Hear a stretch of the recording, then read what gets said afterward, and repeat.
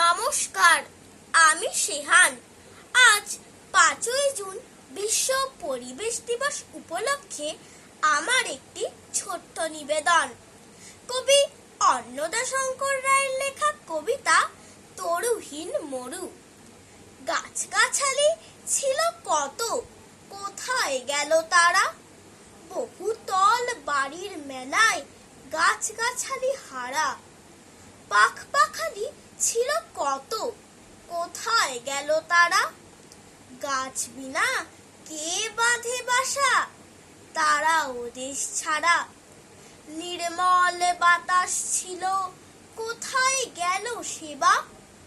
বৃক্ষ বিনা দূষণ রোধ করতে পারে কে বা? পার্কগুলো নিলাম করে পুকুর করে ভরাট, আমরা দিয়ে যাচ্ছি ভায়া শ্বাসকষ্টের বরাত।